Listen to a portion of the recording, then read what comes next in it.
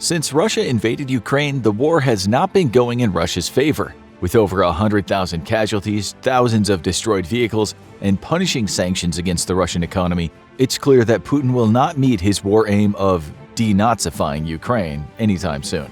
Either through an outright military defeat or humiliating peace, Russia will probably lose the war in Ukraine. But the question remains, what happens to Putin when he loses? The short answer is probably nothing. And here's why. The main reason why Putin will probably not be removed from power is that he is a ruthless statesman. After the collapse of the Soviet Union, Russia faced a troubling and dramatic time during the 1990s. Marked by record unemployment, superinflation, and a massive crime wave, the fragile government of the 90s was dominated by a select few known as the oligarchs. The oligarchs were not necessarily from one region or family in Russia. Instead, the oligarchs were simply people who used existing Soviet connections to purchase state enterprises at ridiculously low prices or steal them outright. Every type of business you can imagine became private overnight, from oil and natural gas to rail networks, industrial factories, food manufacturers, and so on. These early opportunistic entrepreneurs used brute force, cunning trade relationships, and bribery to build their own monopolies within their respective industries. Because the oligarchs wielded so much power purely due to their money, the government under the leadership of Boris Yeltsin was powerless to oppose them. Instead, the government agreed to the oligarchs' demands as long as they funded campaigns of all of Yeltsin's cronies and helped keep the government afloat financially. One of the campaigns that the oligarchs supported was Putin's first presidential bid. Though famous in St. Petersburg at the time, Putin was an unknown figure on the national stage. With Boris Yeltsin's backing and the money from the oligarchs, Putin swept the 2000 presidential election as a veritable dark horse candidate. Shortly after winning the presidency, despite gleefully taking the oligarchs' money to support his campaign, Putin started his own campaign against the oligarchs as soon as he was sworn into power. Putin detested the power the oligarchs yielded against the government, and he sought to change that. In the summer of 2000, Putin summoned the 21 wealthiest oligarchs to Moscow to give them a personal message from him to tell all the others.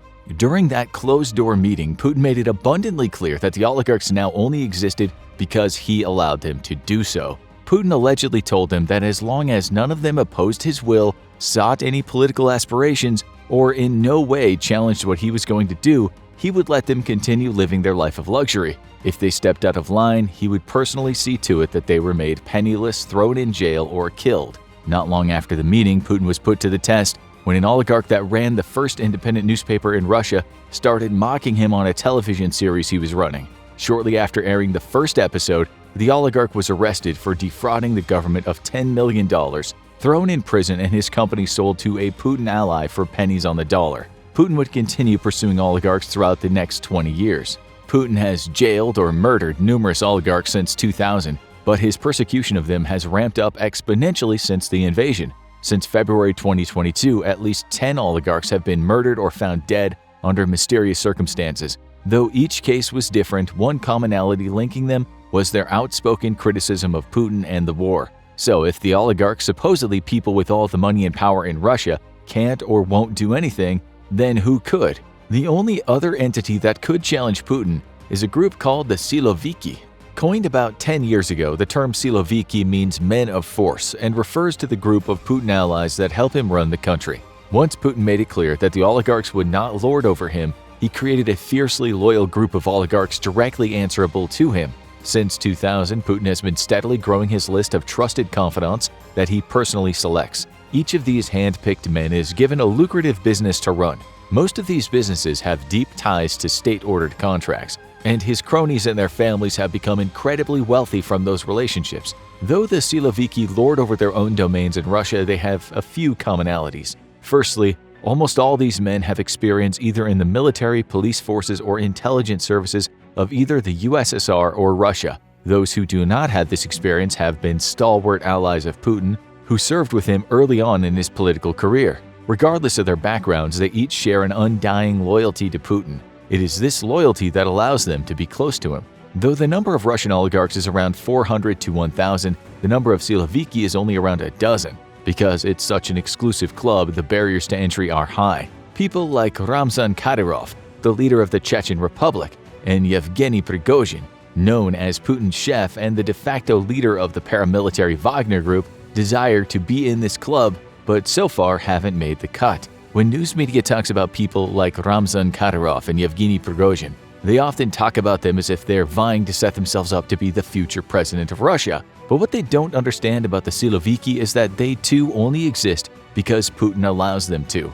Unlike the oligarchs, the Siloviki are granted audiences with Putin where they can advise him and address their concerns. But what they cannot do is ever challenge his authority. Because of this dynamic, the Siloviki would require an almost unanimous consensus among them to overthrow Putin. It could be possible, since with their cumulative connections in the military, police, and business sectors, they could get away with it. However, this would be unlikely given that some have been staunch Putin supporters literally since Putin's childhood. So, even if the Siloviki would not overthrow Putin, what about the Russian people?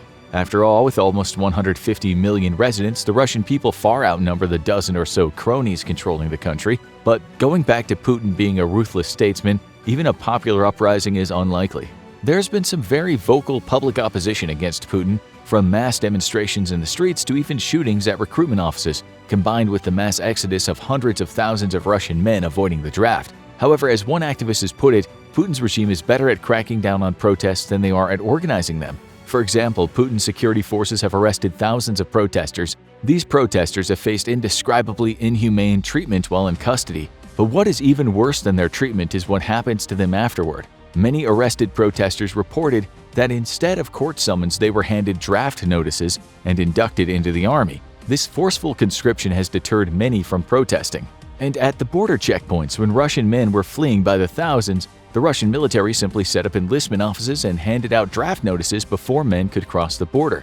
These actions and more have stifled resistance among the minority of people actively opposed to Putin and denied a voice to the silent majority. According to most political analysts, Russia has three distinct groups of people. Some actively resist the war, some are staunchly pro-war, and then there is the silent majority. The silent majority is a holdover from the Soviet era, where their parents and grandparents would tell them that everything would be all right as long as there is no war. This group of people, though research has shown that if given a choice generally do not approve of Putin, would never make these statements publicly, even to their friends and family. Instead, the vast majority of Russia's population chooses to remain apolitical as long as the war does not affect them.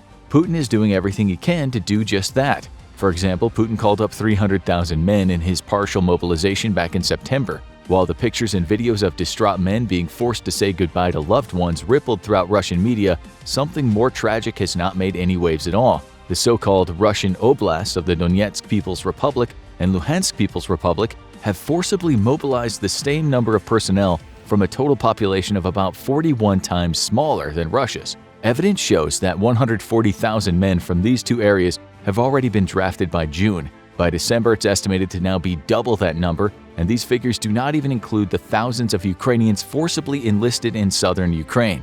In the Donbass, roving patrols of soldiers kidnap all able-bodied men aged 18 to 60 to serve in the army. In fact, the numbers are so huge that the economies in the rear areas no longer function, mostly because no people are left to work.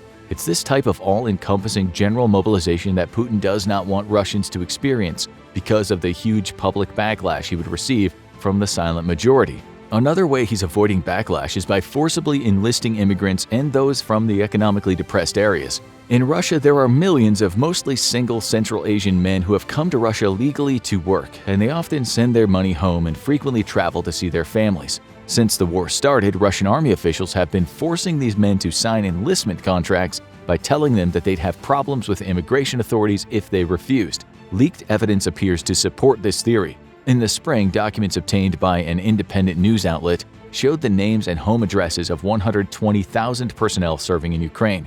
Many of these men had last names and home addresses from Central Asian countries like Uzbekistan, Tajikistan, and Kazakhstan.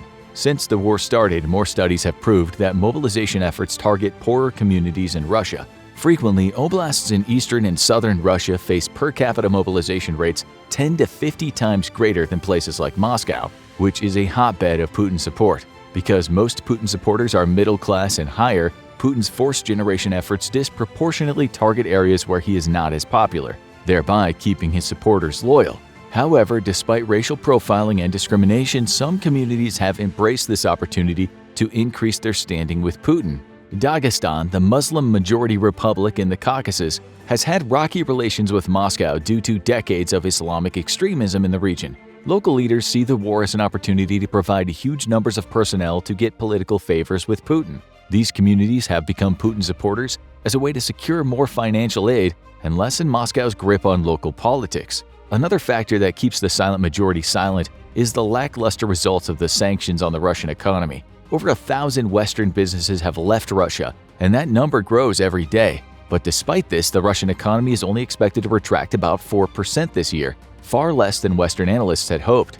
Because of this, though consumers are slightly annoyed because they have fewer options to choose from, there are still plenty of options in large population centers. With increased salaries from state-owned corporations, Putin has done much to ensure his supporters are taken care of. However, these sanctions are hitting Russians harder in rural areas where most of his army hails from. With already depressed wages, the price increases on the available everyday products have hit the wallets of many less economically fortunate Russians. With few state jobs in those areas, these people have seen their buying power plummet. But despite this, they hunker down and endure the storm because of the prevalent Soviet mindset that is stuck around in the Russian countryside. Even though a regime change in Russia is very unlikely, it could still happen.